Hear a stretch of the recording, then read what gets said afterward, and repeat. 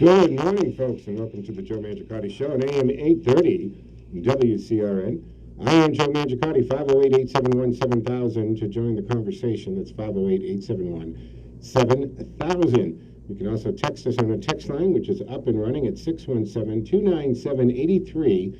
617-297-8388. And don't forget to follow us on our social media platforms at Joe Mangi Show. That's right. Facebook, Twitter, Instagram, they're all the same. Joe Mangi Show. You can reach the show off air. We do have an office for the show, 508-603-9778. And our business email address is joemshow@gmail.com. But if you want to text the show, but you don't have the cell phone or a smartphone, but you have a device, you can actually email Text Show on the Radio at gmail.com. It appears on the same screen, the same text screen. Text Show on the Radio at gmail.com, and that's how you reach into the studio. This is an important day. We are both it's the South Carolina, we've got noise coming from somewhere here. But we'll check into that. I don't know what that's coming up, but it is South Carolina primary day and Super Tuesday, so these next 4 days are huge. Joining me in the studio is Senator Mike Moore, and you're used to having that Senator the first Saturday of every month. Something needs to be, I don't know where that's coming from. So we're going to have our engineer look into that, but that's a bizarre. Where's it actually coming from? So we're going to look into that and figure out what that's all coming from. I don't know. Is there a speaker on that? Check that board there. Yeah. There you go. Thank you. All right. So take two. Reset this, folks. In studio with me is Senator Mike Moore, and now you move the microphone. That goes through the whole thing, right? You hear that? Oh yeah. Okay. You're used to the good senator being in on the first Saturday of every month, but we thought since this is a leap year and we don't normally have this day, this would have been the first Saturday, we asked him to come in to help us navigate through the South Carolina primary, the Super Tuesday, and looking forward to down ticket, as they say. First of all, good morning, Mike. Good morning. So we have, there's been a talk now starting to come up about the down ticket, depending on who's on, who's the candidate, who's the nominee, how is the down ticket going to be played, and that starts to get into more local for us, the races here when it comes to November. Yep. First of all, your take on the Democratic primary thus far. There's been a few debates. It's crazy because Mike Bloomberg comes in the 11th hour and scoops in. They changed the rules to let him in. He was doing very well till he had to be on the debate floor, and then he didn't do that great. But his money is out there buying ads and ads, and you were just saying he's moved up a little bit in the polls already. Yeah, looking at some of the polls, some of them he's moved up to third. He's gone to second. I think it's been interesting. The primary, 4 years ago when President Trump first ran, I watched all the Republican debates, and how long I say the group of us, we thought it was pretty funny watching the amount of candidates they had, and just some of the statements that the president came out with about the other candidates. I don't think the Democratic candidates have gone to that level, but the debate. Well, nobody makes up a nickname like Trump. No, I mean it's just But the especially the last debate, it's amazing to watch how they're all fighting for that airtime in those debates.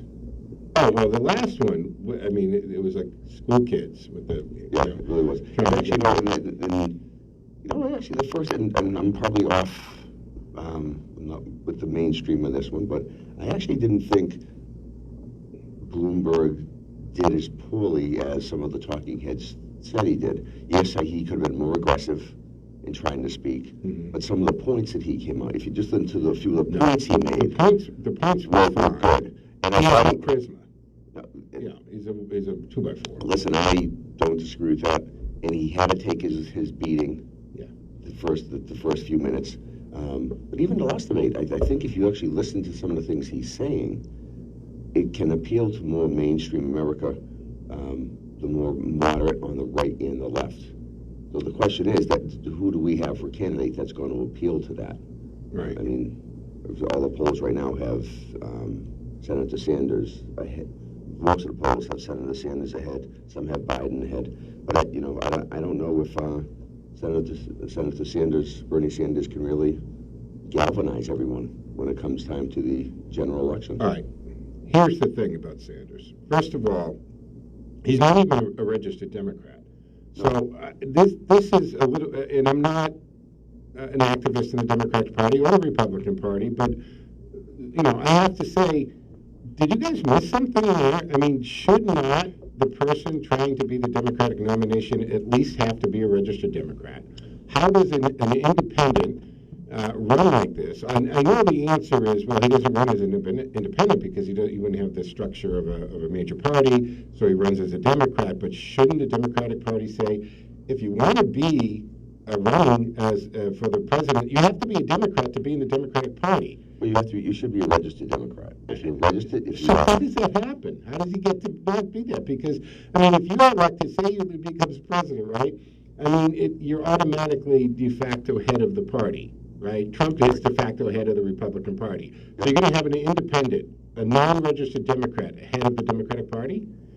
Shouldn't that be a rule? I mean, that should have been and I guess even, I mean, he labels himself as a democratic socialist. So not just he doesn't label himself as a progressive or a moderate or a liberal. He's got a and that's a whole nother thing. Yeah, that's it. Okay. I agree. To run in the primary, you should have to be a registered Democrat. If you're not, then you should be running as a third-party candidate. Right. Well, why is it so hard, Bernie? Go down and register as a Democrat. Solve the problem. Maybe it's a rule. You can't be on the debate. You can't be on the ballot. Now, again, just talking this out, I'm not agreeing. Right, no, I know. We're here to just talk this out. He caucuses with the Democrats, I think, in Congress. Okay. Maybe that's still, he's still, no matter what, at the end of the day, he's an independent, not a Democrat. Now, put a pin in that for a moment. Now he's a self-described socialist. And you think that's a problem. What's the problem going to be to try to tell the country what is a democratic socialist? That's why I brought it up. What is that? Yeah, he's a socialist. I mean, and Pete Buttigieg said it in a couple of debates ago. He goes, "Can you imagine the majority of 2020, Bernie Sanders against Donald Trump? It's going to be nuts, and Trump is going to beat him up because he's going to break it down to America, America, America, capitalism versus socialist." And that is not going to play in middle America. It's not even going to play outside urban cities. I mean, other than those, college age kids and maybe a little older that really got into this socialism because they don't really understand socialism. Again, now I'm just one person watching the debates. Some of the issues I have with with the debates, you listen to the talking heads after, and again, I don't think, and I'm not going to disagree with you with the Bloomberg and the Biden, the charisma issue. I think Vice President Biden, the original hope that he would galvanize everyone, he's had a problem doing that in some of the states. I think Bloomberg, actually, some of the things that he's talked about is more realistic. Well, like one thing with the first debate, he made a comment talking about some of the positions that Bernie Sanders had. That, okay, it's nice to have these positions, but you're not going to be able to get these through Congress. Well, So it's nice. It would be nice to have a candidate going in to the general election, or whoever becomes president, that some of the positions you have are going to be ones that you can work with Congress and actually hope to get them through. Absolutely. All right, it is 15 and a half minutes after the hour, 508-871-7000 to join the conversation. Don't forget, we have our text line, 617-297-8388. Let's go to the phones. Good morning, Mr. Frost. Thank you for waiting patiently, sir. Yes, good afternoon. I didn't know, I thought Mrs. Tracy Lovvorn was going to be on. She's scheduled to join us at some point, so I have no set time. She's welcome to come in at any point. I just wanted to ask her about her. She's writing a signature petition this weekend, I think, in Ware and a few other towns. Okay. And I'm helping out. I'm helping out the Jim Lyons new Republican Party. We have a chance to get 40 new senators and representatives in the State House. And two of them I'm thinking about is Stephen Hall and Barry, running against the corrupt Mr. Goby, and again, to unseat Jimmy McGovern, who really wrecked everything in Washington with, the Intelligence Committee, and he's along with Adam Schiff and Jerry Nadler, making the government look like a bunch of fools. So we have a chance to unseat, get a real lift in our state legislature. Actually, we do have a state senator in studio with us, Mike Moore. Are you familiar with this senator? Oh, I know of him, yes. Yeah, he's in the studio. So if you'd like to, Can I ask a question? Why would I'm confused when you talked about Ian Goby, Senator Goby, being corrupt? He's been there too long. Because she's been in office too long and has gone from a representative to a senator, that's corrupt? No, yes, the whole state is corrupt. We're the only state in the union that put 3 Speaker of the House in jail. The judges are corrupt. Mrs. Baker, the First Lady of Massachusetts, went through the CPF when they got elected and cleaned it out because there was abuse in the foster care program and the child protective care program, and she cleaned it out, but she couldn't fire anybody because the state corrupt and protected all the employees, and all they could do was shift the employees to other departments and agencies. And then the judges, we have too many judges that got their judgeships by how much money you gave to the former governor. The former governor, you're saying that all the judges we have were appointed by the former governor? I mean, No.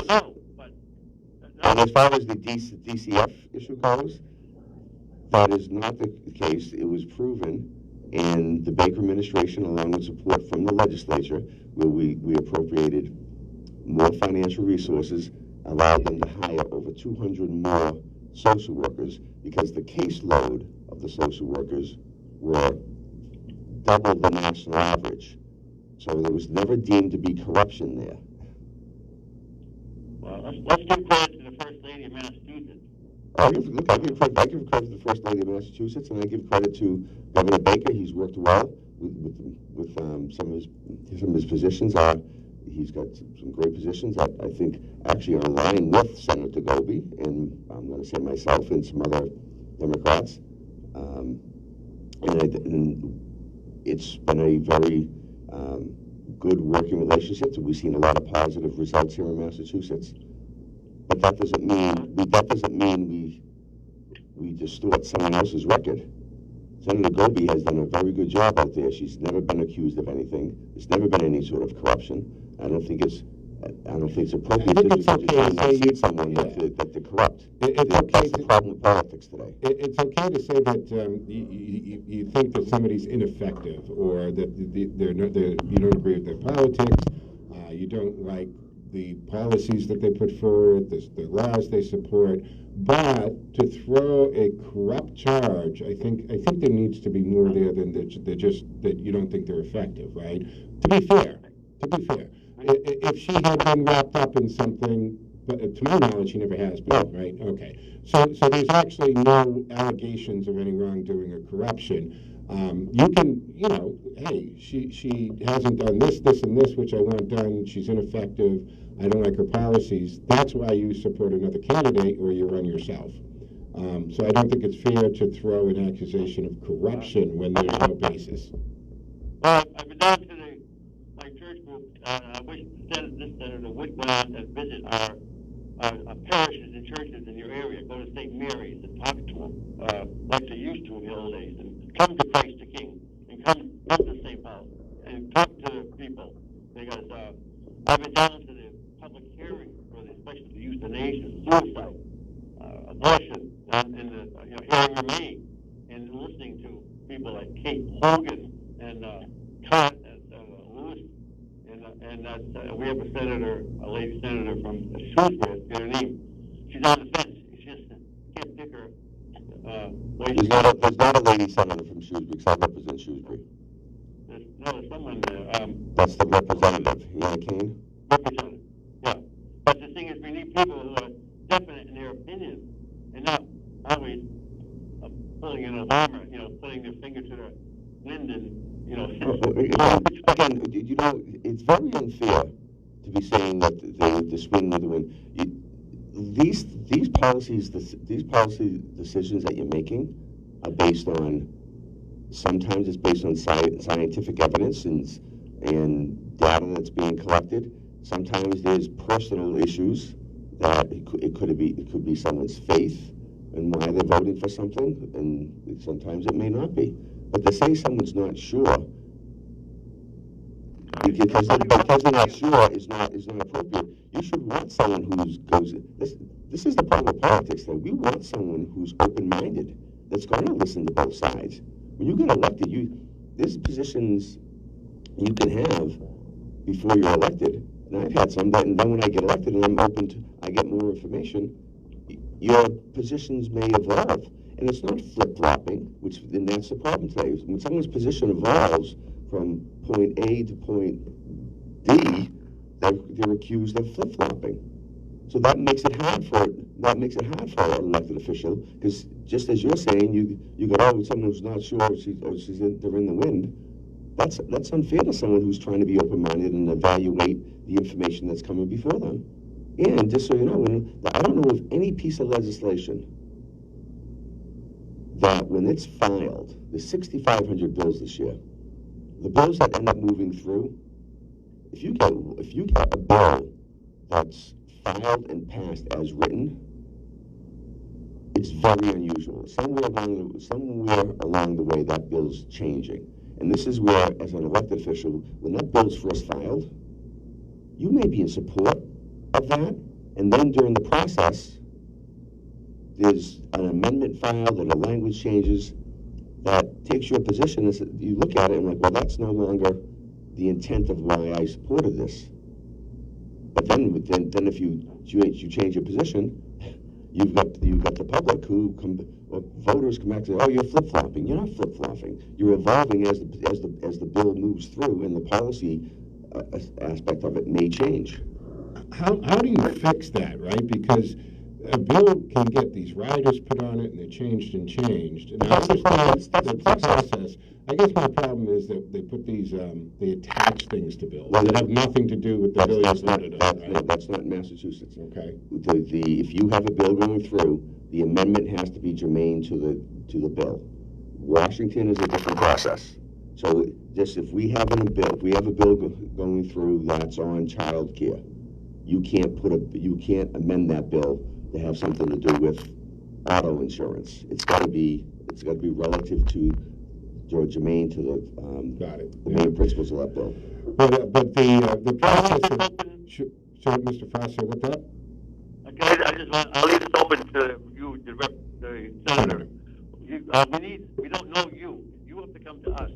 You can please come to St. Mary's Parish in Uxbridge and visit us. We don't know who you are. You got elected, but we still have to come. First, Mr. Frost, I don't represent Uxbridge. If they were and before you go outside of an area, I would contact the senator of that area, and if they wanted, And I'm totally honest, a lot of times because of the separation of church and state, if the church or the congregation wants to invite us to come and speak, I would definitely go. But again, for actually going to a church or a faith-based organization. Sometimes it's a little difficult. Sometimes they don't want us there, Right. Because of the separation. All right, folks. Thank you very much for the call. No, we just want to apologize. Well, thank you very much, Mr. Frost, for the call. But yeah, I guess get a hold of the rep that in the district that you're talking about. Yep. They should go there, and I'm sure you cross your line sometimes. I've seen you go to functions that aren't in your district, but if you get invited, but if you're going somewhere to speak somewhere outside your district, you would normally, as a courtesy, notify that representative or the senator and say, look, I've been invited, and I'm going to be in your backyard. Right. Maybe you want to come down with me, type of thing. Okay, 508-871-7000. Let's go to phones. Bruce, thank you for holding. Good morning, sir. Good morning, Joe. I have a unique situation. Okay. I live in Northbridge, so I have two senators that help me out. Okay. I have one that's in Precinct 1 and 3. His name is Senator Brian Fatman. And my senator is Senator Moore. And even though we differ from policy, I've talked to him many times. And I've actually talked to him on my front lawn. He knew I was supporting another candidate. And he took the time to come to my door. We talked about what we differed in policy, but what we've seen the last couple of years is we've seen him actually do the homework, go out to Colorado, see what other states are doing about passing laws, cannabis. We also seen him work with the governor in improving the transportation of the state. So I know what I'm talking about. I know who my representatives are. And even though I differ from policy, these representatives are really trying their hardest to give us the best representation we can have. And I appreciate your work. I will always question some policies, but I respect what you're trying to do. Thank you. I appreciate that. Thank you. And that's really how it should be today. And that's we're supposed to have open discourse. And everybody should politely question Yes. The representatives and everything that we're told, because unfortunately it's been shown. Go ahead. I'm sorry. Go ahead. I have a question that I'd like to have you help me on. About a minute and a half. Okay, I've been employed by different companies through the years, and this is really the first time I've had a problem with this question coming up. The Romney Care program penalizes you if you don't have health care. I was going from one job to another job. The new job requires me to work 90 days before I can hook up onto their plan. I lost $200 of my tax refund as a penalty. For not having health care. Yep. Okay. I would like to have you guys look at Tracy's outside. being a waiver for someone that can prove they're working and prove that the company that they're working at will provide and provides health care, but only after 90 days. That would be a great help to me. Okay. When you started with that company, And I understand that it takes Actually, we're against a break. It's just the way the radio works. So you're welcome, Bruce, if you want to hold through this segment here and continue, or you can just let the good senator answer the question when we come back. It's up to you. But either way, it is 6:30, and we need to take a break here. Out with Joe. We'll check in with that, as well as the Music Minute. We'll find out what is hot and happening in the local music scene. And we always say, hey, support your local musicians. We do. I'm Joe Mangiacotti, and you can join us at 508-871-7000. We'll be back in just a moment.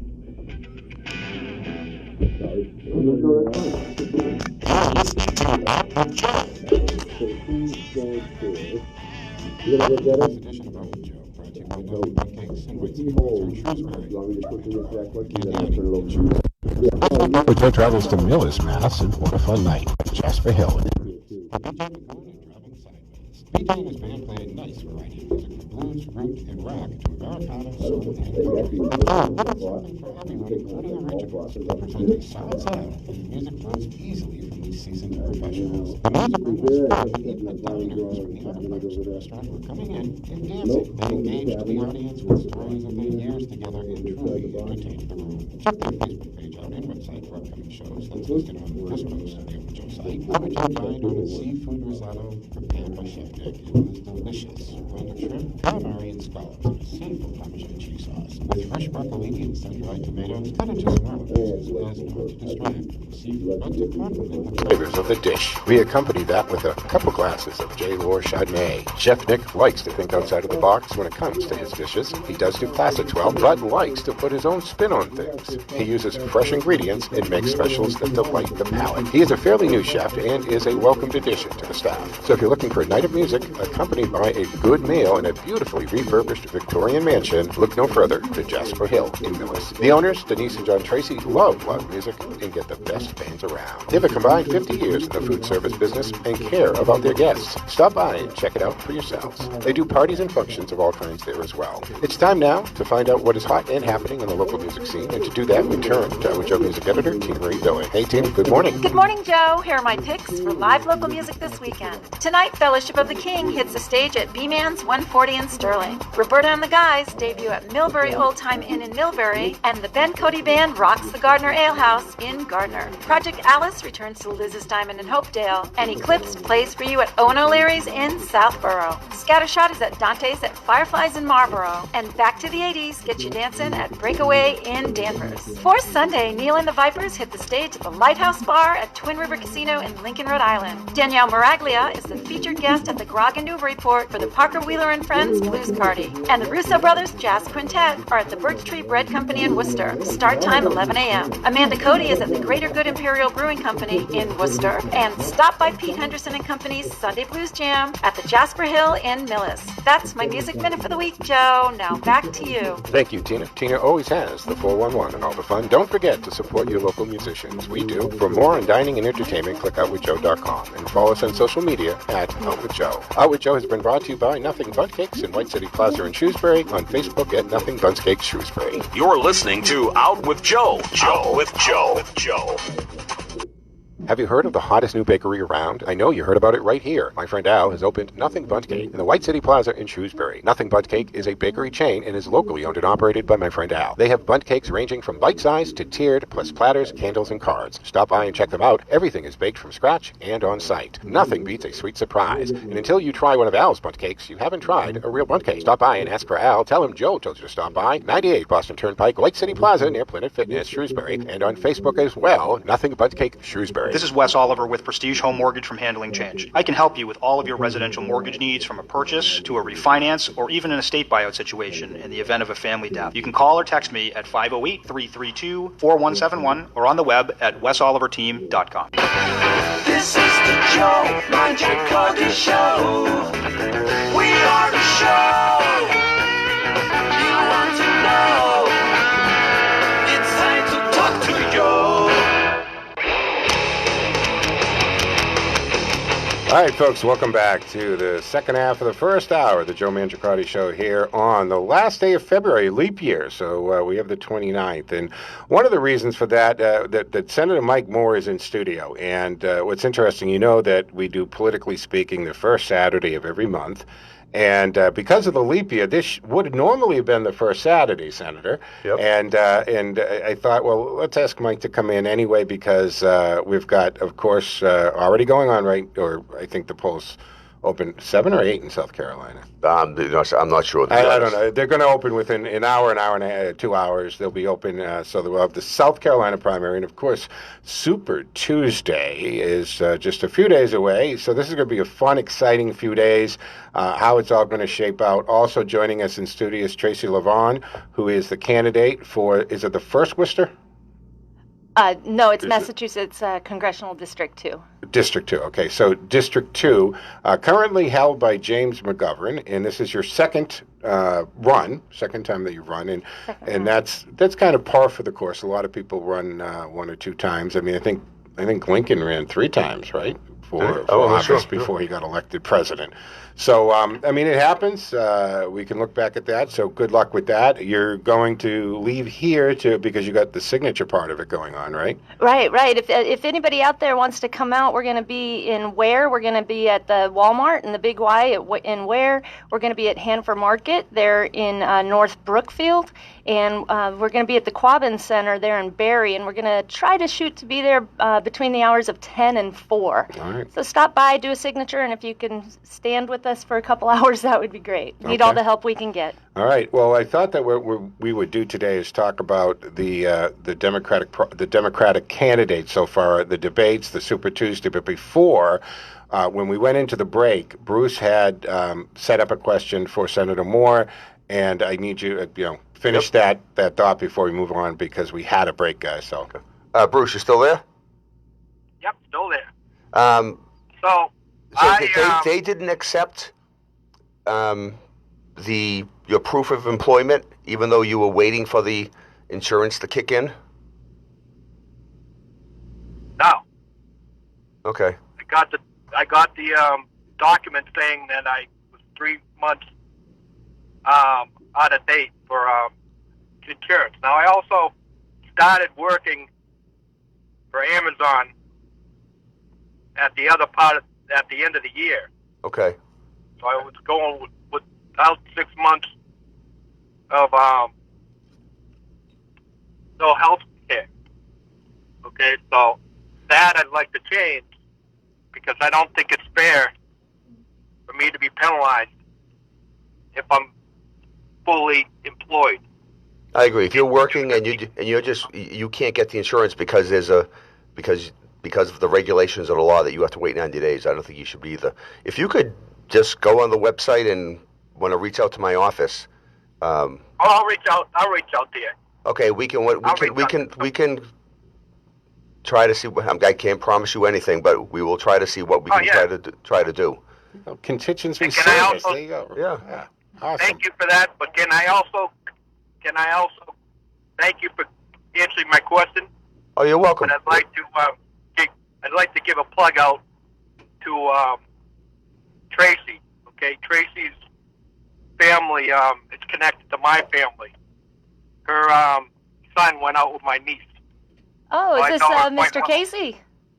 Yes, it is. Oh, hey, Bruce. Hi. Hey, So I'm thank quite aware of what she's trying to do.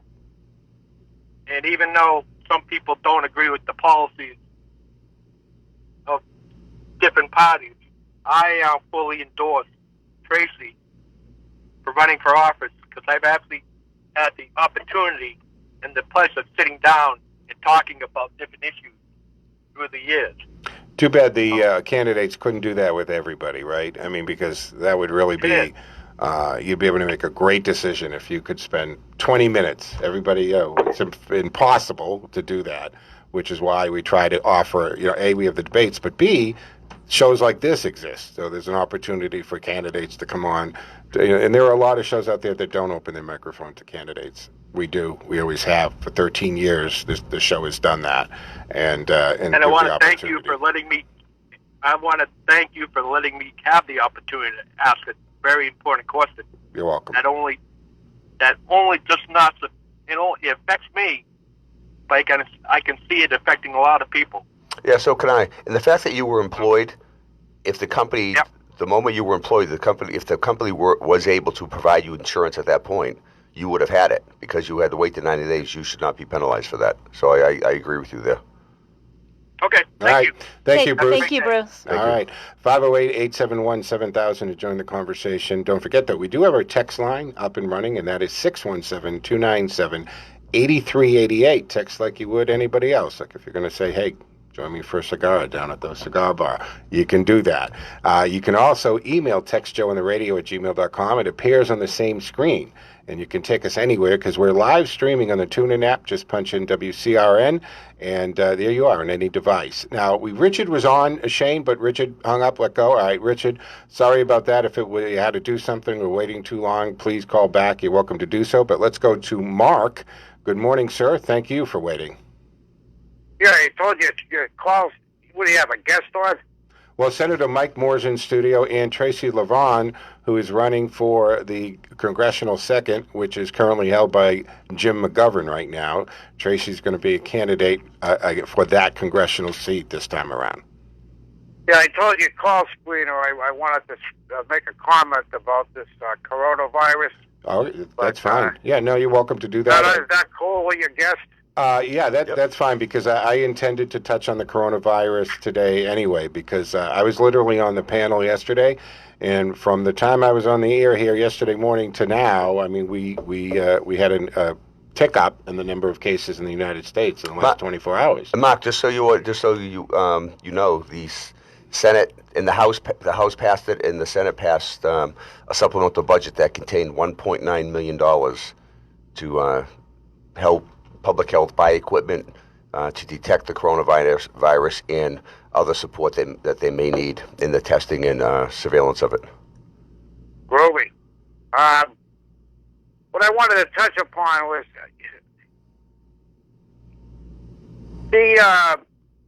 what I'm hearing, especially on the internet, is that the CDC initially sent out testing kits that were malfunctioning. And they had to send them back, Yeah, in other words, the testing kits was not giving false positives, but were giving false negatives because they were faulty. Yeah. Now, apparently, they've reissued new testing kits. They're supposed to be in the, quote, field by the beginning of this week.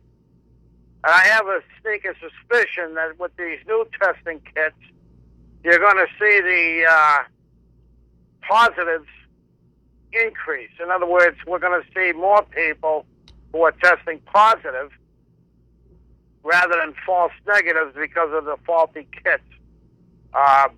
What say you folks, or have you heard anything about this? First of all, Mark, I did watch on the news about that. The initial cases or test kits that were put out were faulty. They had to recall those and bring them back in and then reissue. So we're kind of behind the eight ball on that because the number of kits that we needed out were also very low. Just like the number of masks. Amazon sold out. We have about 10% of what the CDC says that should be available for us to have. The 4 new cases Friday bring the total number of COVID-19 cases detected in the U.S. Public health system to 19. That's according to CDC. And China reported its lowest manufacturing numbers on record for the month of February as the epidemic-stricken economy it grinds to an unprecedented standstill there. Meanwhile, South Korean health officials confirmed nearly 600 new cases, the country's biggest single-day increase to date.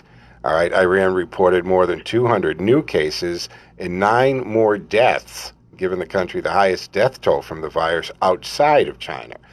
Meanwhile, European health officials warn the outbreaks in their respective countries as numbers of confirmed cases continue to climb across the continent. Like France, the health ministry confirmed 19 new cases late yesterday, and nearly 100% increase since the day before.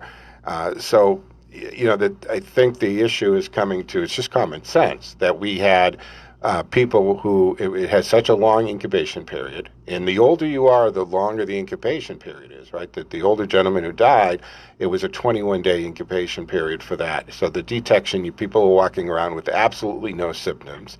They were people flying all over the world. The gentleman that was detected in Brazil had come from Italy, and he came back. So the problem is people have traveled all over the world, and they're basically, we've found it on every continent but Arctic and Antarctic. And that makes sense, as you're saying, that with kids coming out there, you're going to have more cases. It makes sense. Yeah, absolutely, Mark. Yeah. Go ahead, Mark. May I say one last thing? Absolutely. I find it very odd that from the time that President Trump was inaugurated to the time that he was acquitted, we'll say going on 3 years, or damn near 3 years, he's had to face one thing after another. Mm-hmm. Okay? Now, he was just acquitted. Okay? That was the end of a 3-year period for him. Okay? So he's finally acquitted, and then all of a sudden, lo and behold, okay, he's been in a trade war with China basically for 2 years. But isn't it funny that after 3 years, he's acquitted, and then lo and behold, this thing pops up. And where are they saying it originates from? China. From Wuhan, China, at some open-air food market. So, Mark, I'm gonna take a leap here. Are you suggesting a conspiracist theory that China watches late night TV and took Bill Maher's comments that only? No, sir, I'm not saying that. I'm saying connect the dots. Now, I'm hearing that it's no more than 3 blocks away from that open-air market where they say the epicenter of the outbreak was, that the PLA, People's Liberation Army, has their equivalent of Fort Detrick. It's a bioweapons lab that's just like 3 blocks away. Isn't that a coincidence? It is. Well, is it a coincidence? I mean, as of right now, we officially call it a coincidence. And there are also epidemiologists and virologists in the country of India who are really ticked off about this because, from their opinions, this is what I'm reading on the internet, these epidemiologists and virologists in India are saying that it has all the high hallmarks, this viral pathogen, of a bioweapon. And they're not happy about it. Have you heard about that? I did not hear that. I didn't hear that, but the only thing is if this was China retaliating against the United States for the trade war, this obviously, we're just getting it now. It backfired on them. Well, I'm not saying it's backfired, but this would really be China retaliating against the world. I mean, some of the countries you have getting this are far outside of the scope of U.S.-China trade. So what I'm saying, sir, what I'm saying, the point I'm trying to get to is that this could take down the Trump presidency if it gets out of hand. From their perspective, of the Chinese, it would be mission accomplished, wouldn't it? Well, I understand what you're saying, but I mean, would it really take down the Trump presidency? Because first of all, I think Trump, the administration's handled it very good, very early on. He put together a team. He shut down the travel from China. He accelerated the vaccine process. I mean, he's done just about everything correctly that administration should do. Now, I know people who start their day hating Trump are going to find something wrong with the way he's handled it. But I welcome suggestions on how he could have handled it better.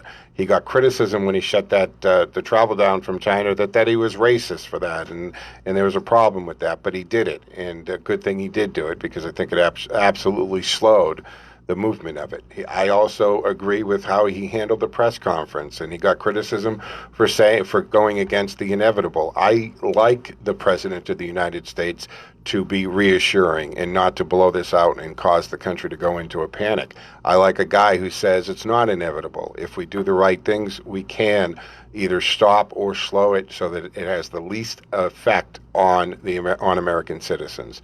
So I don't know if it would bring his presidency down, but what it is doing, is has seriously affected the stock market. The stock market is based on futures. Now, the good part, or the silver lining of that, is the fact that the stock market had broken several records and was just about to bust 30,000. So even with a 5,000 or 6,000 point drop, we are still 5,000 or 6,000 points ahead of the day he took office. So fortunately, we had that. So, okay, Mark went.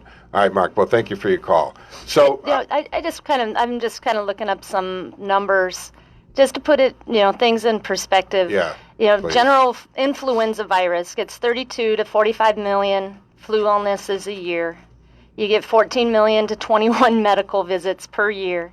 There's 310,000 to 560,000 flu hospitalizations in the United States every year, and 18,000 to 46,000 deaths per year from influenza.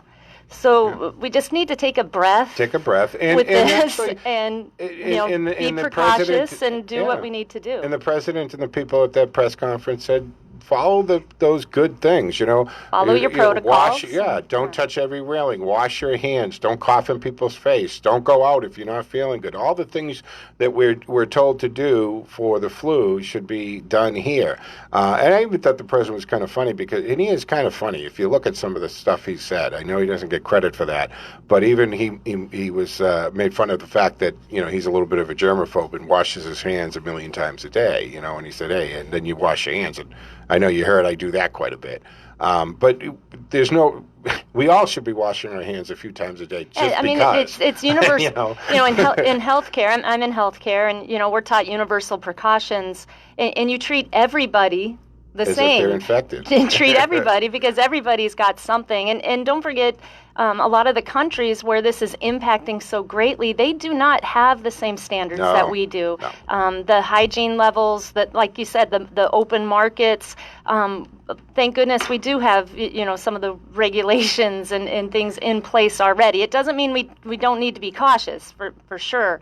But at the same time, we need to be a little bit more realistic and hunker down. We've gotten through so many of these, Zika virus, Ebola virus, swine flu, and here we are again, and we're going to do a good job getting through this one as well. Yeah, absolutely. All right, folks, this is the Joe Mangiacardi Show. Our phone number is 508-871-7000 to join the conversation, and our text line is available at 617-297-8388, or email us at textjoeintheradio@gmail.com, and you can reach us that way as well. In studio with me is Senator Mike Moore, and also Tracy Lovvorn, who is the candidate for the 2nd Congressional District, the one currently held by James McGovern. You're doing a standout or signature gathering in Barrie this morning? Barrie, Northampton, and Ware. All right, so you're going around, and people can go to your website to find this out. You have it. Yep. It's on Facebook at Tracy for Congress. It's on our website, and we'll be there from 10 to 4. The Walmart and Ware, the Big Y in Ware, Hannaford Market in North Brookfield, and Quabbin Plaza in Barrie. All right, so guys, we have the South Carolina primary going on today. Joe Biden's going into this saying, I'm going to win South Carolina. It's his firewall, right? We've heard that a few times. It's a firewall. He was asked about that, and they said, well, what if I'm going to win? No question about it. He feels that he's going to win it. It has a very large black vote, right? A black block of voters there. He's confident that he is going to be victorious in South Carolina. So I'm asking you guys, your take on that. A, is he going to be as successful in South Carolina as he thinks he's going to be? And even if he is, what does that mean? Is that enough momentum to go into Super Tuesday? Does it make a difference? Does he get the one blip today out of South Carolina? But really, that's it. We know that his money's drying up. His ability to raise money, right, Senator, has been drying up because you've got, like every party has the big donors. And the big donors they've been doing this a long time, right? These people who have control of PACs, and they write big checks, and they do these fundraisers, and they get the big amount of money into these campaigns. They don't do it if they don't see that their investment is going to have a return. I know that sounds bad, but you're not going to raise $300,000 for a candidate that you don't think has a shot at it. Just the nature, right? You're going to put the money where you think you're going to be victorious. What's going to happen today, Senator? What do you think is going to happen in the primary in South Carolina today? Well, looking at the two of the polls that I just looked up here, one's the Data for Progress, and another is the Trifalga group. Yeah. And one has Biden ahead of Sanders 34-25, and another is Biden over Sanders by 44-23. So if these are right, then obviously I think Biden's got a good chance of winning today. How that plays out, that may be enough, because you're hearing on the Democratic side, you're hearing a lot of, as you were saying earlier, that we started this show off, that Democrats are concerned that if Sanders does end up being the nominee, that we're really not going to have a chance in the fall of regaining the presidency. And I don't know if you heard or listened to the show on the way in, but I pretty much started saying and asking the good senator, why is the Democratic Party putting a non-Democrat, has all this momentum and a lot of delegates, more delegates than anyone so far, is doing very well. And he's not even a Democrat. Technically, he's not registered Democrat. He's registered independent. He proclaims himself a socialist or a democratic socialist, which still nobody's yet to thoroughly explain what that is. Point is, the word socialist is there. And isn't the Democratic Party a little upset that they're getting hijacked? Because what is the Democratic Party today? It's not the Democratic Party that I was born into, the JFK Democratic Party, even the Democrats of the 70s and 80s. I feel that it's very different. And Bernie has this, let's face it, he had the Bernie bros, or whatever you want to call them, right? He has this real ground support. And are they supporting the Democratic Party, or are they supporting Bernie's free-for-all campaign for everything? I don't know. I watch it. It's so hard, but then you go back in time and you watch the 1988 presidential race. You had Joe Biden in there, and he basically had to stop his race because I think I saw there was like 35 times he was caught plagiarizing and lying, and he wasn't considered a good candidate in 1988. Yeah. So it's so hard for me to watch because it is such a fundamental party for our country. And that is what's made our country so great, is having two really good, strong parties. And to see one imploding, I feel, I don't know what's going to happen on the other side. I don't want it bought out by Bloomberg. Right. That just doesn't seem right at all. It seems like Bernie does have a lot of support, so you don't want to see it hijacked from him. But like you said, he's not even a Democrat in the first place.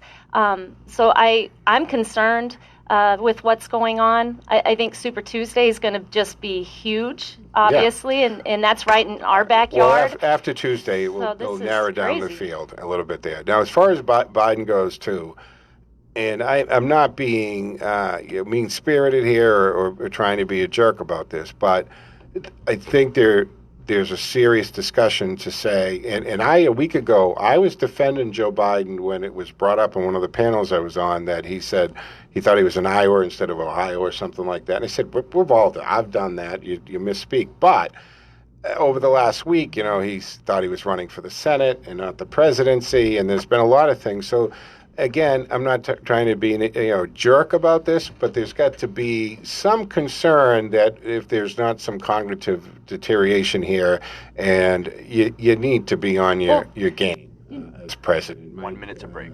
I'm just saying it's a serious discussion. It makes me remember Reagan when Nancy was behind him speaking. Here you had the president of the United States, and you could tell he was losing his faculties. And at that point, that was a scary time. And that's what it reminds me of. And it was at the end of his second term. But is it cognitive, or is it just that he's misspeaking? When I look at him, and I think they used to say this about George Bush, that they have so much information going through the mind and they're 30 trying to seconds. put it in order that I think they said we all misspeak. Yeah. The question is, are you just misspeaking? Yeah. Or do you have a cognitive issue? Or I'd rather have someone who misspeaks than blatantly lies to people.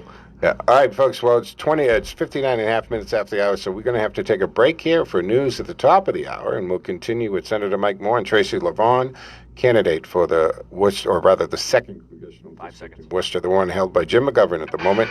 Stick with us. We'll be back in just a few moments. WACE Chicopee and WCRN Worcester. Coronavirus spreads. I'm Christopher Cruz. Today's South Carolina Democratic primary is being seen as make or break for former Vice President Joe Biden. Voting is beginning now. 54 delegates will be elected. Biden is confident that his popularity with black voters will help him win this first in the South primary. But correspondent Bob Costantini says Bernie Sanders is not conceding the state to Biden. Bernie Sanders' last rally in the Palmetto State comes with a backdrop of polls showing Joe Biden is likely to win, but he insists he's the one who can win in November as he leads the Democratic field nationally. Take a look at some of the polls in the battleground states like Pennsylvania, Wisconsin, Michigan. Bernie beats Trump. The rally featured a hip-hop duo called Black-a-Lack, and Bernie Sanders hopes he can get enough of the black vote here in South Carolina to at least make a good showing, if not win outright.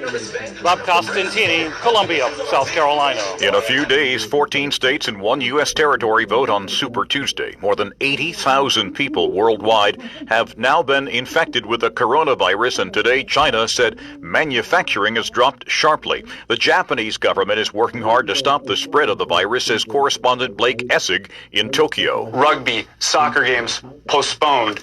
Baseball, they'll be playing their spring training games, but they'll be doing it inside stadiums with no fans. All of this in an effort to try to contain the spread of the coronavirus. Today, Iran said the coronavirus has killed 43 people. Some sources say the death count is at least 200. America's longest war may finally be coming to an end. The United States and the Islamists it forced from power in Afghanistan in 2001, that is, are scheduled to sign a peace deal today. I'm Christopher Cruz.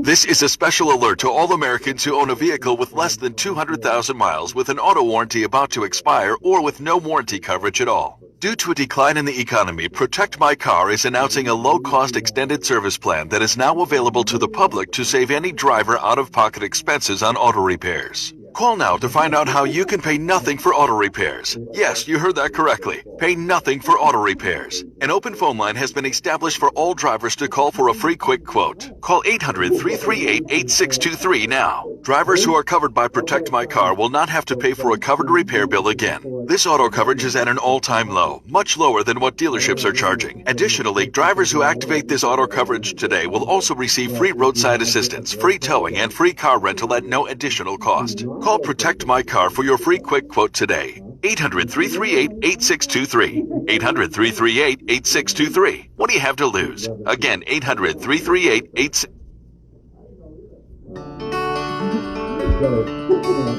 I'm Reverend Peter Preble, host of Faith in America on WCRN 830 AM. On Faith in America, we hold conversations at the crossroads of faith and society. Faith in America, Sunday mornings at 6 a.m., right here on WCRN.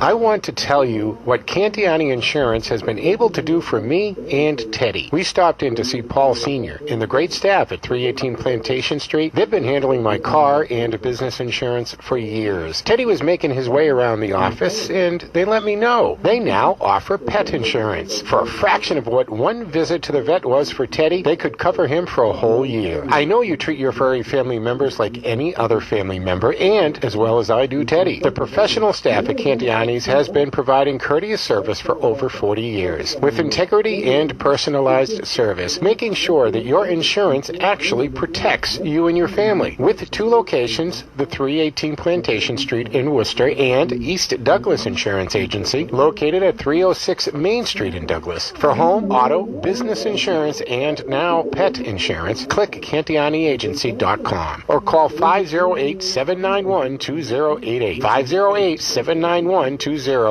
So are you tired of being tired? Well, then it's time to get the tea. Hey, it's Lisa here to tell you about this all-natural, all-organic tea I've been drinking that has had great results for over 20 years. It's called Life Change Tea, and it's specially formulated to help detoxify and cleanse your kidneys, liver, colon, and blood all at once. The colon is one of the most ignored organs in the human body. The faster that waste is eliminated from the body, the less time that waste sits in our intestines, spreading toxins to our bloodstream. This tea helps cleanse chemicals caused by outside intruders from our entire digestive system, and get this, weight loss can be a side effect. And with continued use of the tea, you can experience clearer, healthier, younger-looking skin, increased energy, and a happier outlook on life. So if you're tired of being tired, get the Life Change Tea at getthetea.com.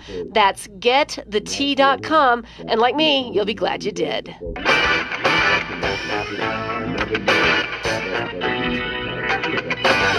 This is the Joe Mangicotti Show. Our topics are large and small. When you really need to know, we are the show.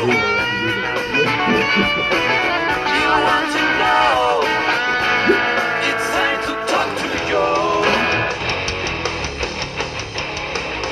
All right, folks, welcome back here to the second hour of the Joe Mangicotti Show here on AM 830 WCRN and, of course, AM 730 WAC in the western part of the state. Don't forget our lines are open and available at 508-771-7000, and our text line is 617-297-8388, or you can email us at textjoe on the radio, which somebody did. What time will Tracy be at North Brookfield, Hannaford?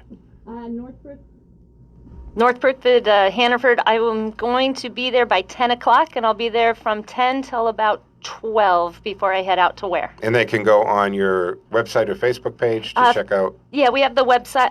Facebook is probably best because we have the event pages set up on Facebook at Tracy for Congress. All right. Well, thank you, 774 area code, for using the text line, 617-297-8388. Also in studio is Senator Mike Moore. Quickly, you talked about if Biden comes out of today with a big win, he should get some sort of bump out of that. Mm-hmm. And so I do think that will help him for Super Tuesday. To what degree? It will. Obviously, that's the question. I look at Biden on a larger picture as to whether or not he's a real viable candidate that has any chance in a general election against Donald Trump. And that comes down to it, right? Are all these people just getting name recognition and laying groundwork for something later? Do they really think that they can win the general? Off here, we were talking about that. I said I don't see anybody that I think can win, given today, how the world is today, could be Donald Trump in November in a general election. You said maybe Bloomberg.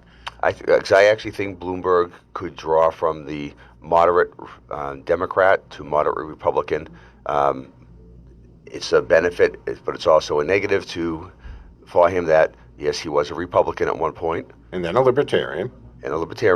But Trump was a Democrat. But that shouldn't disqualify him. No, it doesn't. Trump is a Democrat. That may make him more appealable to the middle voter, and that's the majority of voters in the country. Let me put it this way.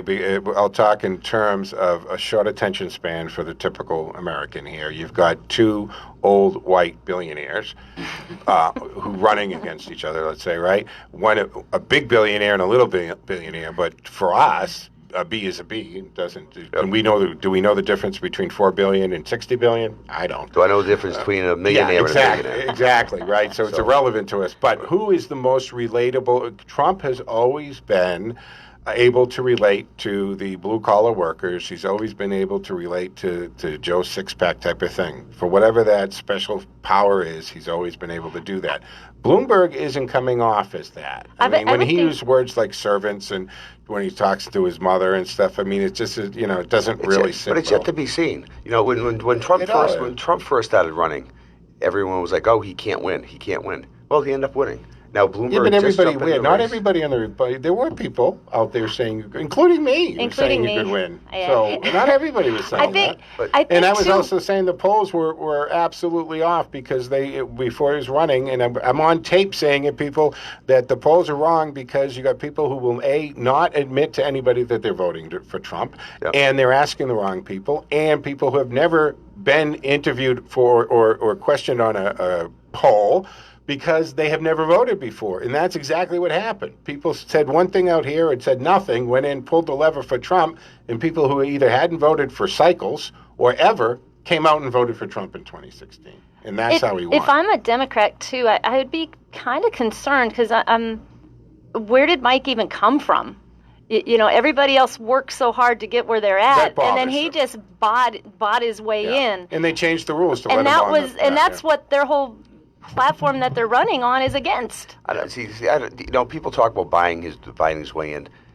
Every one of them are raising money and spending millions of dollars. It's just pissing him off. It's his own money. But it's at the last minute. He just kind of joined in, and then they changed the rules to even let him on the debate stage. Patrick tried to. Former Governor Patrick tried to get in. I mean, so they see that they see the party is not coming together. There's some division there. So he's trying to come in. I look at the fact that it's his own money. But if you look at what he's also done with his own money, he spent millions of dollars on other issues, policy issues.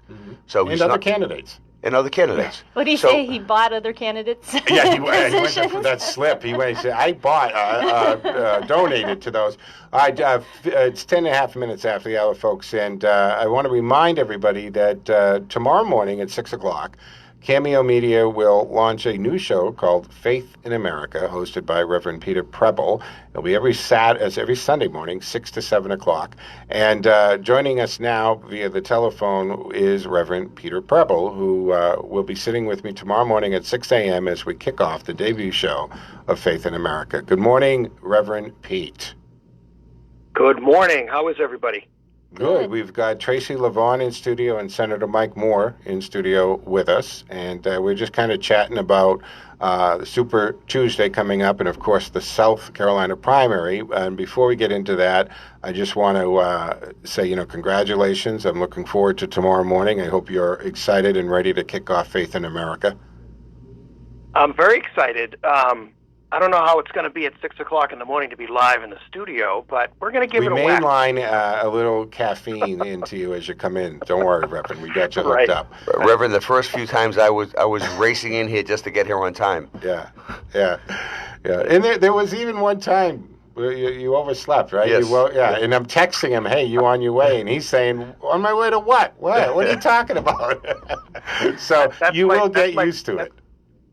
That's my biggest fear is that I'm going to, you're going to text me at 5 minutes to 6 and I'm still going to be in bed. I think the Lord will guide you through this, Reverend. Don't worry about it. I'm excited for this. I think I'll be lying awake all night just waiting. Yeah, that can happen on that's happened to me over the years. The first your first gig as a morning drive guy or something like that. You don't sleep the night before. You're so petrified that you oversleep that you just can't get to sleep. I get it. But, folks, it will be a great thing. It's where religion meets society. It's going to be a great discussion. And we're going to have some wonderful guests and conversations on there, Reverend, right? So it's a great addition to the Cameo Media list of boutique shows. And I'm excited for it. I appreciate the opportunity. I think it's a topic that's timely, and I think we have a great lineup in the next couple of months coming up, so it's going to be good. All right. So that being said, let's let you catch up with the rest of the conversation. South Carolina primary going on today. Joe Biden has boasted I think it's a fair word to say, boasted that he is going to win. He's confident, right? He's had allies in that area for a long time. He's got huge support among the black voter bloc. And so let's say he does win today, and we look at Super Tuesday. How do you read that, Reverend Pete? Do you think that a huge victory today gives him the momentum to have a good showing on Super Tuesday? Or do you think this is a blip and it's back to Bernie and Bernie basically? I think he has to win today. I think he either has to come in 1 or 2. I think if he comes in any less than 2, he's done. He's not going to go strong into Super Tuesday, and this is what's going to separate the pack on Tuesday. So he has to have a good showing. If he has a good showing, I'm not sure. I think what we've seen in the others is will separate Bernie for a moment. That's a whole separate conversation, I think. But I think we're seeing a much different. Voter this time in the primary with who they're going in and pulling the lever for. And I think I'm not going to say it's an open field at the moment, but it's still anybody's game at this point, I think. All right, let me ask the panel, you as well, Reverend Pete. If Joe Biden does not come in number 1 and come in number 1 very solidly, very definitively rather, does the money dry up? And if he does come in today really strong, right, several points ahead of everyone else, does he get the bump in the money that he needs? Because, folks, if he doesn't get an influx of some campaign contributions, he can't keep going. It doesn't matter whether he wants to or not. He can't pay the staff. He can't pay the rent. He can't pay the signage. He can't pay the website. Like, he can't go. Well, I think the two factors. He's got to win. I think he has to win by a significant margin, just for the sake of the delegate count. If he doesn't, even coming in second today, he's going to fall further behind Sanders as far as the accumulation of delegates. He doesn't get the bump as far as which I think he needs for Super Tuesday. So, and then that translates. You just said translates into campaign donations coming in. He doesn't have the resources as some other people up there in the Democratic ticket right now.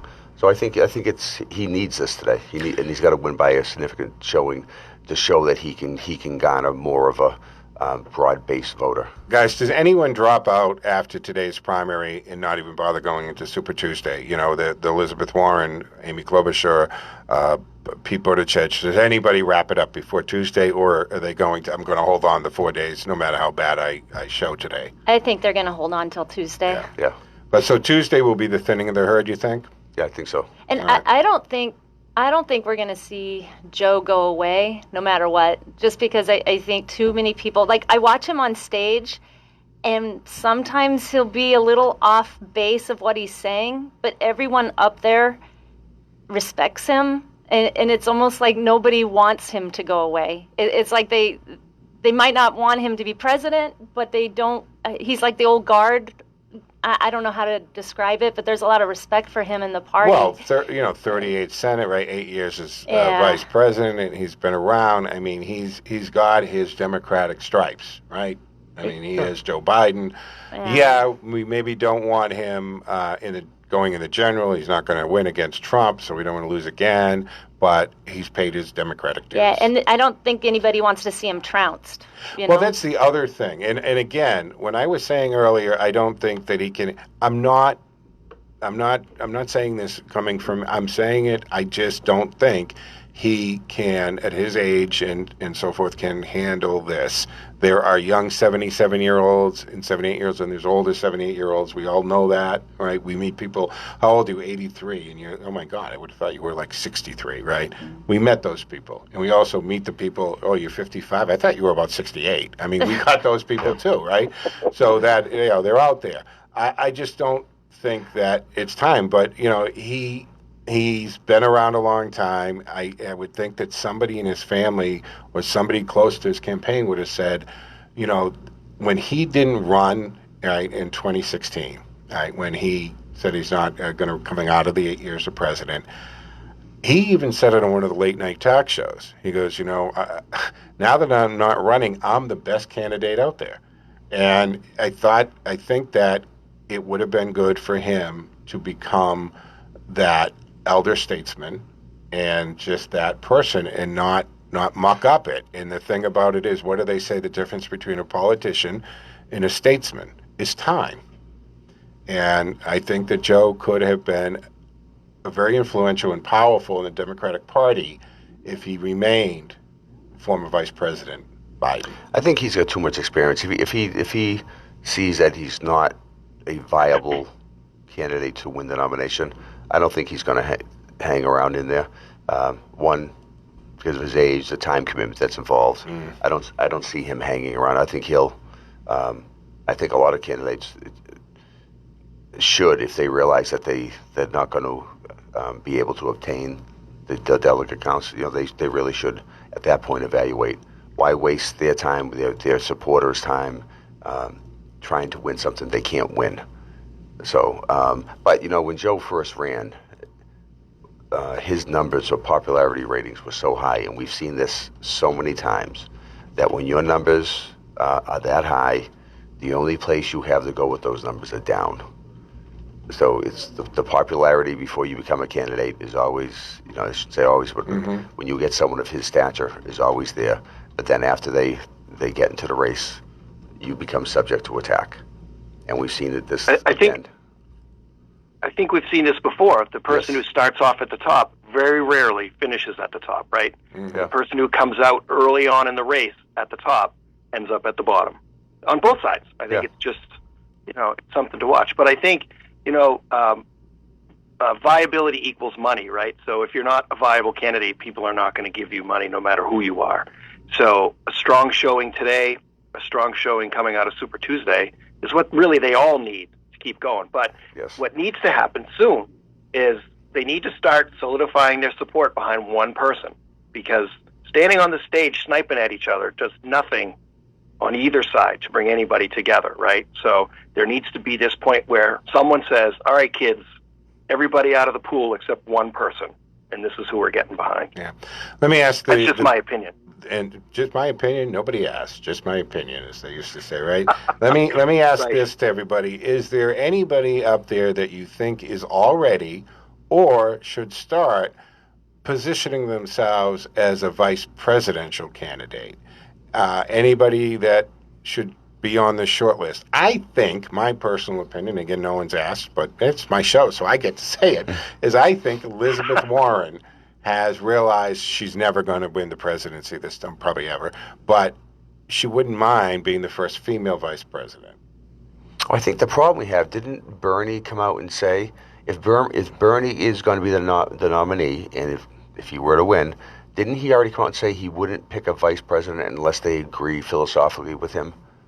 Well, doesn't she to a lot of degree? Well, I think, I thought it was on that Medicare for all. Am I mistaking that? So then what are you looking at, like a AOC vice president? I don't know, that's what I'm saying. She's too young. You have to be 35. But that's what I'm saying. And someone correct me if I'm wrong. I thought he came out a week or two ago saying that, because he was criticized for it, that he would be picking someone of the exact same philosophy. Well, Elizabeth Warren also said she was going to have, a 13-year-old transgender pick the Health and Human Services Secretary. Okay. I mean, sometimes they're going to get a reality smack, if it's the case that he's trying to align himself philosophically with somebody, Jim McGovern would make a good vice president with Bernie. I don't know. I think that would be a great idea. I don't know all of Jim's positions as far as Bernie goes. So politically, you pick someone for regional balance, right? So picking someone like Elizabeth Warren for a Democrat who's from New England does not give you that regional balance that you're going to need.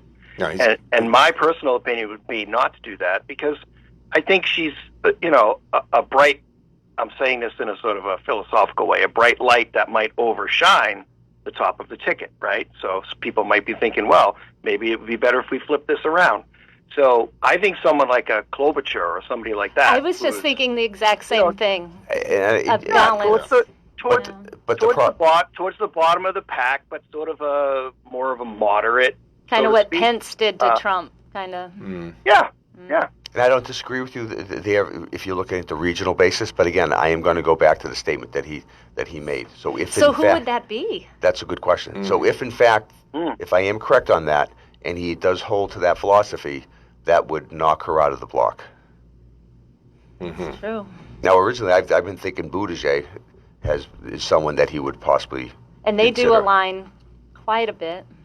Well, but not with the Medicare bill. But that's the question. If I am right and he made that statement, does he hold to that? All right. Well, maybe it's way too early to try to figure the vice president out because they can't even figure out the actual candidate. But Pete, I do agree with you that at some point people have to start looking at the numbers and the money and saying, okay, I can't do it. We've got to coalesce around one person. We got to stop getting up there on the stage and just attacking each other. That's not helping anyone. Tuesday is going to be the big. I think that's where the pack's going to separate. And when they do finally settle on a candidate, then it can actually start to become against Trump and focus. And then the question is, what are they going to focus on? Given the current circumstances, they can't attack the guy on the economy. So I hope that it isn't just months of personal attacks because of his personality. I hope that it actually gets to the issues and the difference between the two candidates, philosophical differences, policy differences between the two candidates. Because if you start to look at it, I mean, there's some great achievements from the Trump administration. I know he doesn't get a lot of talk about it, a lot of credit about it, but the economy isn't good despite the recent drop because of the coronavirus, which is a black swan event, unforeseen, but how can we handle it? Fortunately, the stock market had broken so many records and we were doing so well that we're even if you go from the day he took office at 18,000 change to yesterday's close, you're still almost 6,000 ahead. So that's good. As long as you don't panic and sell everything off on Friday, you're okay because it will recover. You So can that's almost look that. at it as it's a good time to buy. It's a great time to buy. Exactly. Well, this is when it goes down, you buy. But I will say this, and I said this during the break, and you can call it a black swan event, but we've had the economy for 12 years has been, we've had a improving economy. We've had every quarter for 12 years we've seen job growth. A lot of economists have been saying, I heard last year they were saying they expect a recession this year. Now they're pushing off a little bit. You never know what that catalyst is going to be. You never know. However. But you can say, well, you can't blame Donald Trump for that. The public or the voters blame the elected official for it.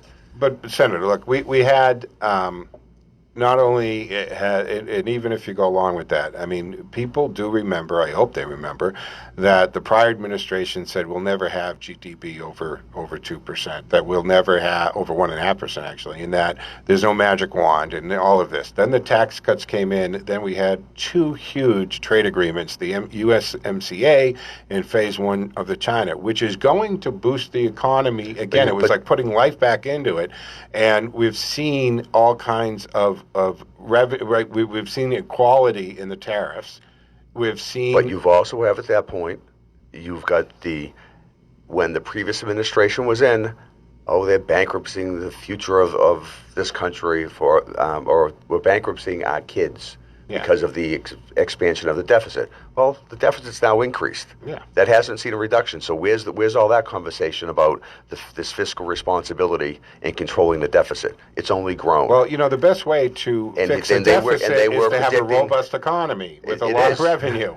But that's the way you fix that. But we haven't seen it gone down. We've only seen it expand. And to make a budget. Because let's not forget, it's the House who makes the budget, not the president. All three. The House and the Senate and the President. It's supposed to be all a three. team. But the thing is the House and the Senate have people that have been there 20, 30, 40 years. And our deficit, our debt is $23 trillion. Yeah. We need to do something about that. Folks, my bad. Dawn, I'm sorry you've been sitting on there.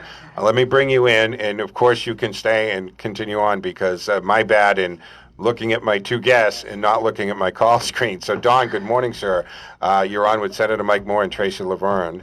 Oh, good morning, Joe, Tracy, and Senator Moore. Boy, do I wake up stupider every day. I mean, You had a previous caller who was having a problem with Romney Care with his health care. Well, that was a while ago. Remember that? Yes, but if you're an illegal alien, you come here, do you have any problem with you getting your free health care? No! Only lawful taxpayers do. And in this state, we redistribute money About a minute and a half till break. That is to not factual. illegal aliens. That is to not help them factual. adjust. If you're going to put it out there, put it out the fact. Illegal aliens do not get health care coverage. Aunt Zaituni was an illegal alien. Howie Carr has gone over the subject many times. She even got she had a Social Security number illegally, and she was living in free public housing. You just said something you said they hadn't a fake Social Security number. So obviously they were committing fraud. That's a different story. Fraud is different. Fraud is different than saying an illegal alien gets... Hold on a second, folks. We have a hard... Don, hold on a second. We have a hard break, so stay on because I'm not going to cut off this conversation in 10 seconds. So we're going to take a quick break here for Handling Change. We're going to hear from Paul Cantiani of the Cantiani Insurance Group. We'll continue with Tracy Lovvorn and Senator Mike Moore in studio with me. I'm Joe Mangiacotti. 508-871-7000 to join the conversation. This is Wes Oliver with Prestige Home Mortgage for Handling Change. Join us for Handling Change today at 7:30 or on the web at handlingchange.info.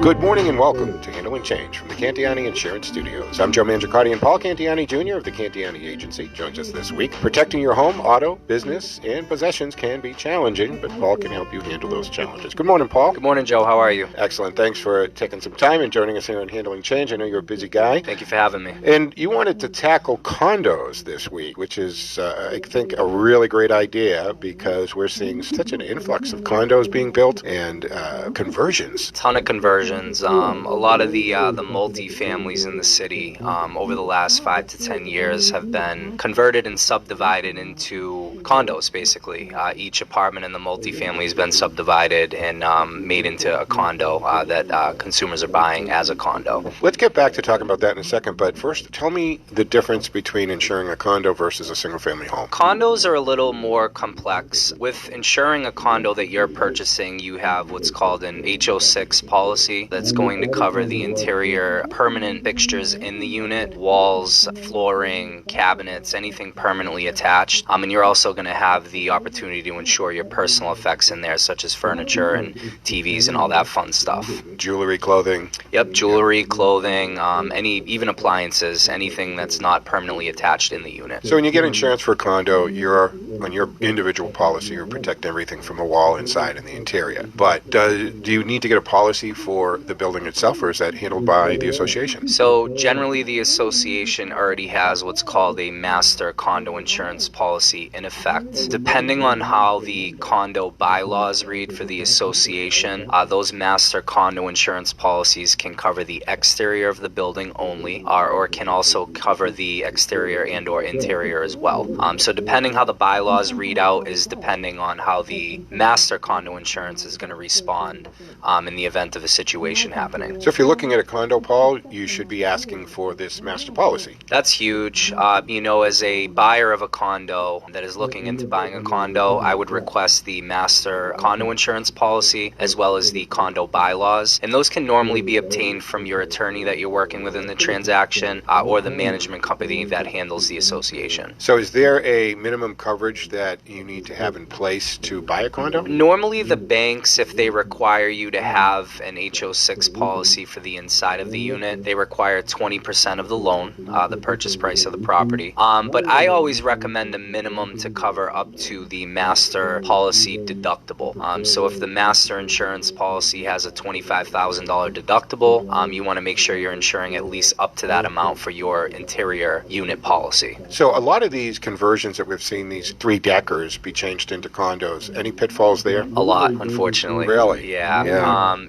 The problem is the developers developing these into subdivided condos were not setting up associations. So there's no association, there's no bylaws. So it's very, very, very hard for us as insurance professionals to find actual master condo insurance policies for the exterior of the buildings because there's no association set up. So pretty much, the clients can buy an interior policy, but if, the building catches fire or, tree falls, whatever the case is, the exterior is not going to have anything on it. And the bank is satisfied because they've got the binder for that interior. The bank is pretty much just worried about the binder for the inside of the unit, and they can close the loan, and client goes on their merry way. And wouldn't you think they'd have a checklist to ask for a copy of that master? I would hope so, but unfortunately most of them don't. So. All right, so that's great. All right, so if you're looking at a condo, or even if you're in a condo, maybe you should review this. This might be a good idea for someone living in a condo now to make sure that they're kind of all in place. I think that's a great point. If you're a current owner of a condo, you want to make sure most of the management companies will send out the master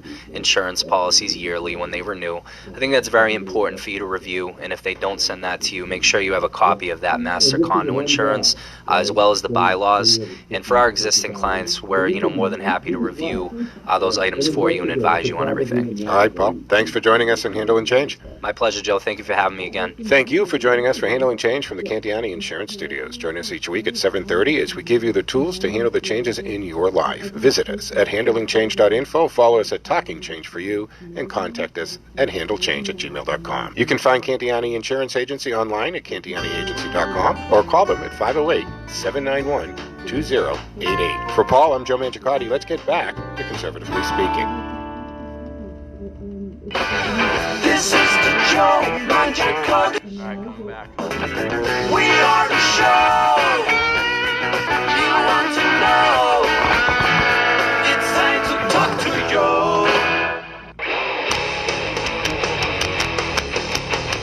All right, folks, welcome back to the final segment of the Joe Mangiacotti Show here in AM 830 WCRN, and an affiliate in Western Massachusetts, AM 730 WACE. And, of course, we're live streaming on the TuneIn app. That's right. You can take us anywhere. Just punch in WCRN on the TuneIn app, and there we are on any device.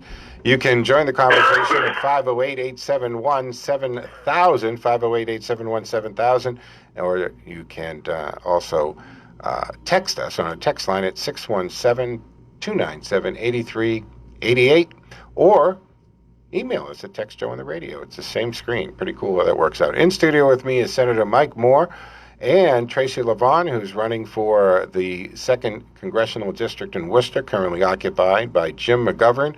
Also on the line with us is Reverend Peter Preble. We have the Reverend, no more and Don. we will be kicking off the debut show tomorrow morning, 6 a.m. Faith in America, another Cameo Media production.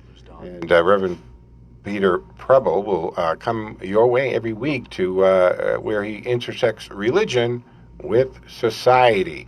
So here we are, folks. So we've been talking about this, the primary, because even if they opened 36 minutes ago or they open in 20 minutes, we're not going to have any numbers, for the end of the day.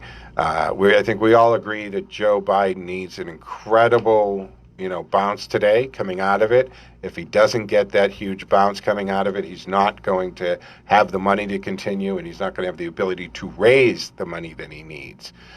Before we went into the break, Dawn, who's a regular caller to the show, had called in, and you, Senator Moore, and Dawn were discussing the difference between illegals committing fraud to get benefits and what is officially offered to illegal aliens by the Commonwealth.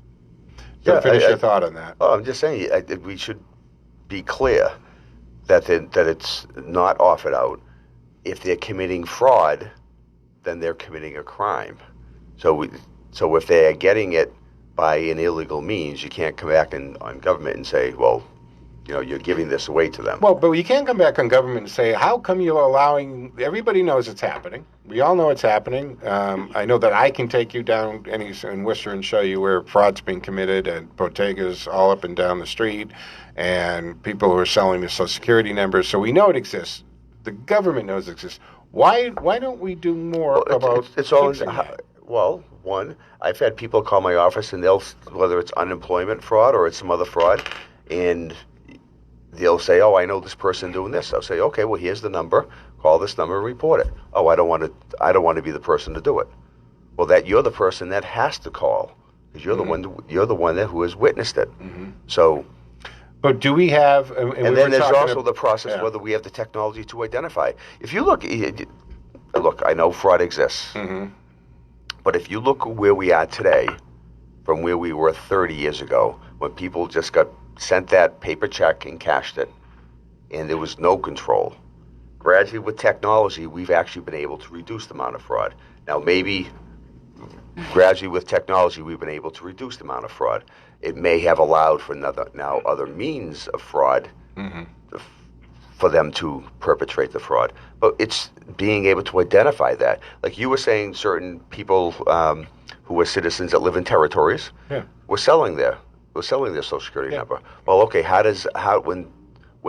if Tracy were to be going to apply with that fake Social Security number, if it's a valid Social Security number, how does that person, when they're taking it, actually know whether she is who she's saying it? Well, no, you can at that point, right? So, however, it's really identifying the process, how we catch them. It's not that difficult to put a little thing into the system that says, if somebody with this Social Security number says that they're working in Puerto Rico and all of a sudden they're working in Lowell, Massachusetts, for the computer to go, hey, somebody should maybe take a look at this, right? I mean, we have the technology to do that. I think. Hey, Joe? Joe, am I back on? Yes, you're there, Don. Oh, okay. I didn't know. I was waiting for the click.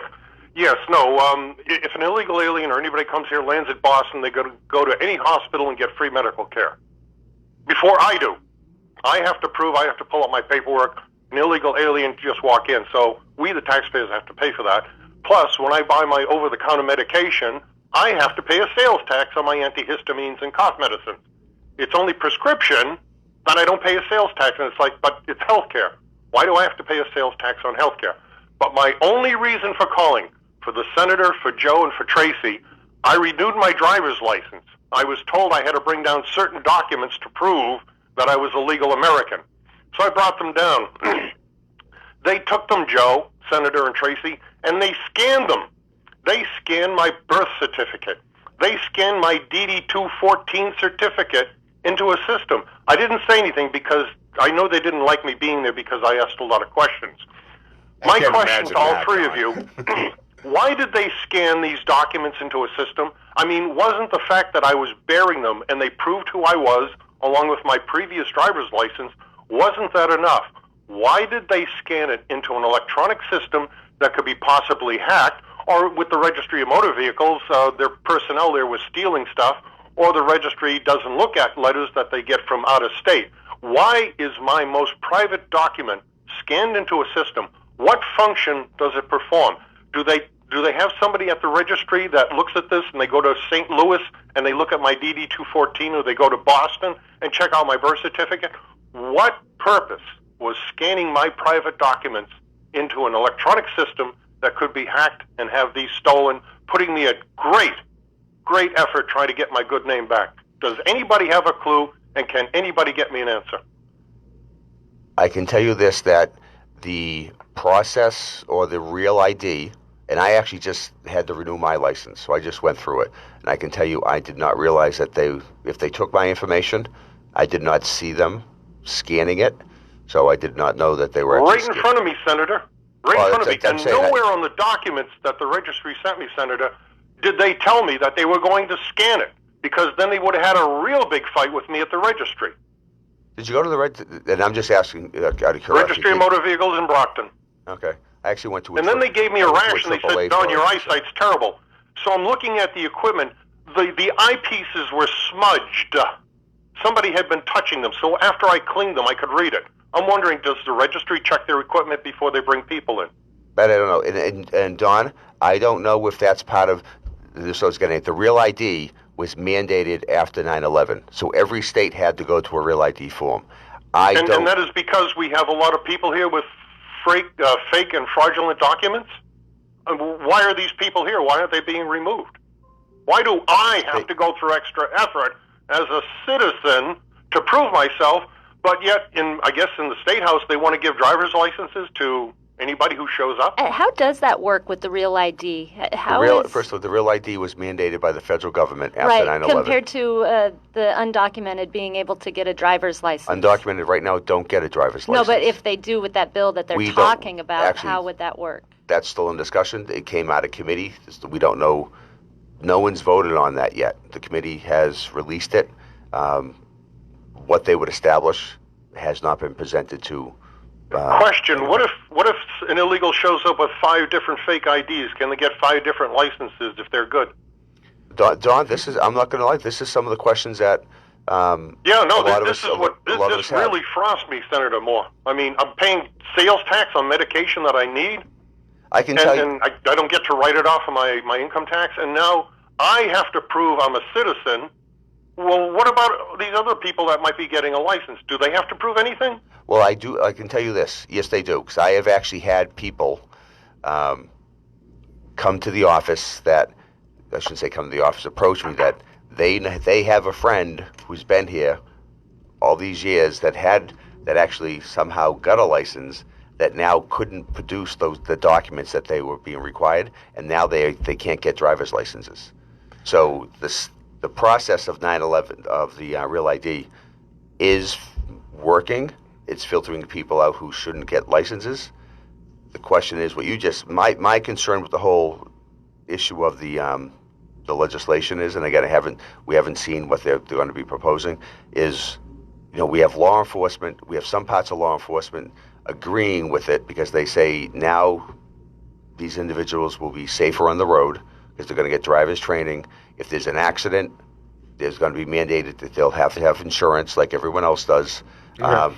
But I just don't know what as you're getting to, I don't know what the unexpected consequences are going to be of someone getting the license. Okay, but we got to move along. Thanks very much for the call, Don. 508-871-7000 to join the conversation. So, ladies and gentlemen, we have primary in South Carolina happening today. Let's go around and predictions on what may happen today and what it means. We'll start with Reverend Pete. Pete, prediction for today's South Carolina primary. I'm really not sure. I just go back to my original statement that Biden needs to place at the top of the pack, or I think he's done.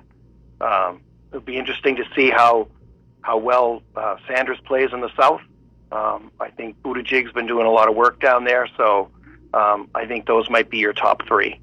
As far as Buttigieg goes, I mean, he has this issue with the black voting bloc. I'm still not quite sure what that is. I mean, I saw some of the discussion about it.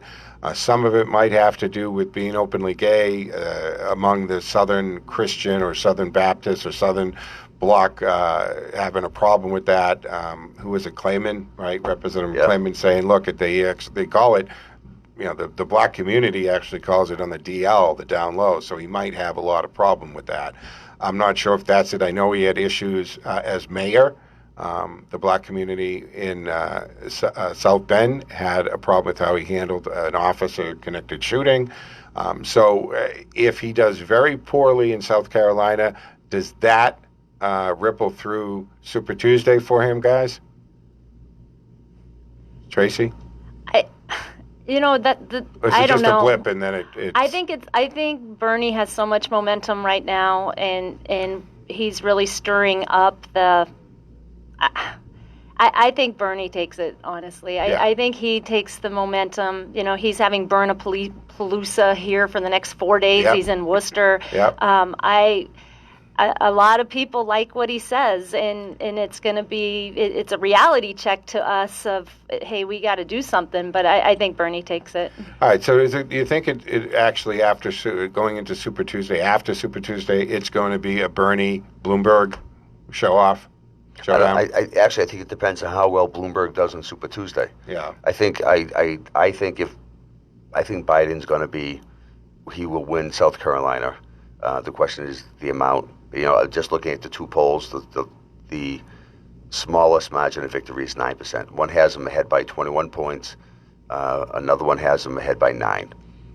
So I think he needs to come with a substantial win to be viable for Super Tuesday. But we still go to a convention, and the convention can, because of the superdelegates, can correct all ills and can come in like they did in 2016 and change the lineup. And they can also even bring in somebody who's not out there right now.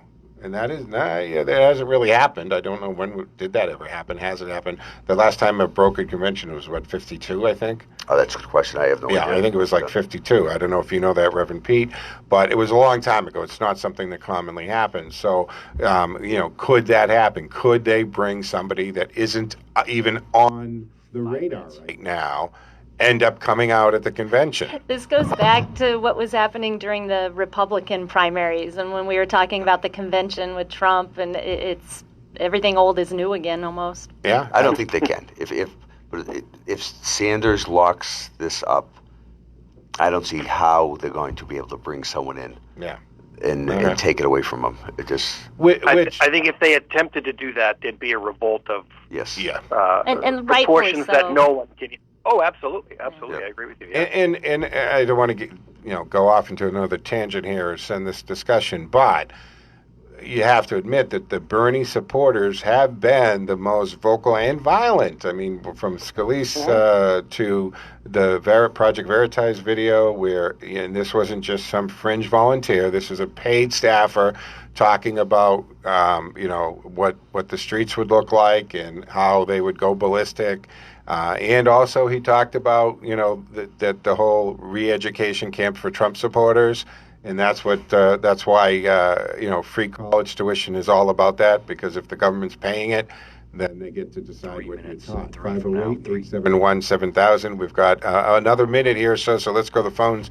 Gene, good morning. You're on the line here, and you got Senator Mike Moore, Tracy Lovvorn, and Reverend Pete Preble online with us as well, Gene. Thanks for calling. Thanks for having me on. And I want to tell you something, you guys. You've talked about everything this morning, and Mike Moore, thank you for being there, because you know where I'm coming from. You know the hard stuff I've had to say. And Reverend Preble, I would like to meet you, and I would like to debate with you, because there is a lot of religion. And Tracy, I want to thank you for, as a woman, being out there and taking stands and hopefully making Massachusetts a better place, because with the illegals, and let's be honest, there's a lot of illegals here, okay? Let's just be honest about that. Why have they let them in? Okay, why? Is it for power? Is it for money? I have to say this because if I don't protect Americans under the Constitution, what type of person am I if I don't say it? I've had people share things with me, Senator Moore. But there's one thing, everybody. There's one thing you can remember, and I can give you the hope, because I was the biggest pig there ever was.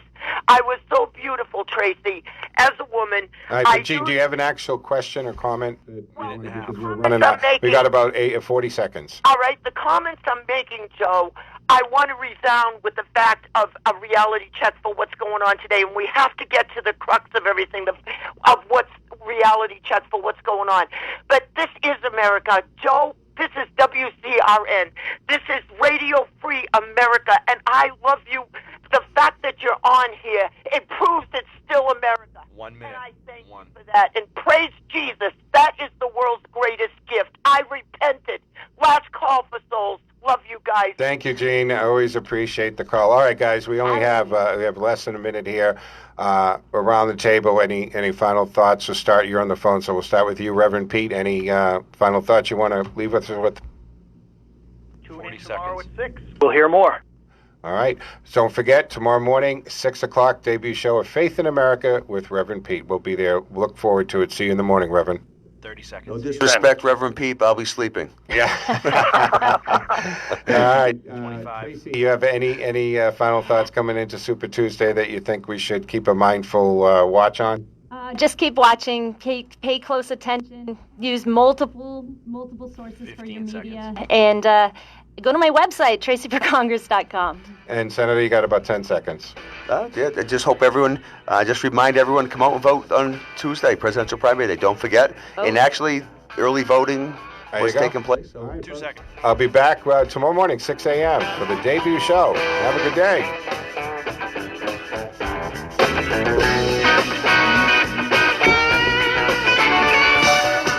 You're listening to Out with Joe. Not just a cheeseburger in paradise. Welcome to this edition of Out with Joe, brought to you by Nothing Bun Cakes in White City Plaza in Shrewsbury. I'm Joe Mangiacotti from the Cantiani Insurance Studios. This week, Out with Joe travels to Millis, Mass. And what a fun night at Jasper Hill in Millis for BJ Magoon and Driving Sideways. BJ and his band play a nice variety of music from blues, root, and rock to Americana, soul, and country. They play a little something for everyone, including originals. They present a solid sound, and the music flows easily from these seasoned professionals. The music room was full, but even the diners from the outer parts of the restaurant were coming in